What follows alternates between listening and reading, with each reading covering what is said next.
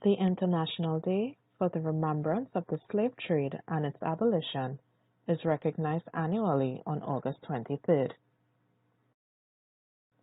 First commemorated in 1998, the day is commemorated to remember and honor the victims of the slave trade and discourage similar behaviors and practices from transforming into modern forms of exploitation and slavery. The transatlantic slave trade was the oceanic transportation of enslaved African men, women, and children by European traders from the mid-16th century to the 19th centuries. Portugal and Spain began the first wave of transporting Africans for labor on sugar plantations and mines in South America. Britain dominated the second wave, which began in the 18th century. It surpassed the previous one given the number of countries involved and the number of Africans enslaved and traded. British slave trading primarily focused on the Caribbean, where the enslaved Africans were sold to plantation owners who needed mass labor to cultivate and harvest crops such as cotton, sugar, and tobacco. Plantation owners were not the only ones who benefited or were involved in the trade.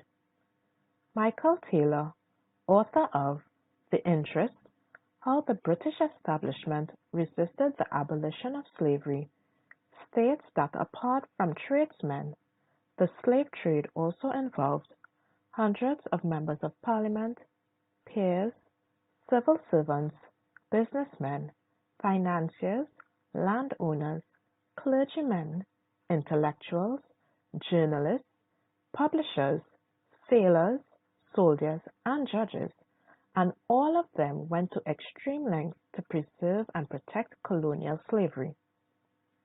British Prime Minister William Pitt also acknowledged that 80% of Britain's foreign trade was connected with the transatlantic slave trade by the end of the 18th century. The struggle to end the transatlantic slave trade and slavery was achieved by slave resistance, economic factors, and humanitarian campaigns. The successful San Dimas slave rebellion in 1791 led slave owners to fear that the revolts would spread to the other islands in the Caribbean. British abolitionists argued that revolts would continue if the slave trade was not abolished. French philosophers had had great influence on British religious and humanitarian leaders in the 1760s and 1770s, instilling the belief that the slave trade was inhumane as God had created all people equal. Arguably, the greatest factor was economic, as the slave trade diminished in importance. It also became cheaper for plantation owners to source wage labor instead of having to maintain the slaves. On the 25th of March, 1807, the Abolition of the Slave Trade Act was passed in Britain, with other European countries following their lead. Spain signed a treaty to end the slave trade in 1818, Netherlands in 1814, Portugal in 1810, and France in 1826. One long-lasting legacy of the transatlantic slave trade is racism. Dr. Eric Williams, the first Prime Minister of Trinidad and Tobago and historian, described the consequences of slavery as a racial twist was given to what is basically an economic phenomenon. Slavery was not born of racism, rather, racism was a consequence of slavery. This legacy of racism stemmed from the inherent belief held by slave owners that the African slaves were not human. William Knox, a slave owner in 1768, stated, "These black people, a new Negro, as those lately imported from Africa are called, is a complete definition of indolent stupidity.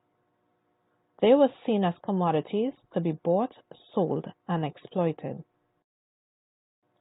In recognition of the 2021 celebration, The Secretary General of the United Nations, Antonio Guterres, stated that even though the slave trade ended over 200 years ago, we urgently need to fight racism, dismantle racist structures, and reform racist institutions.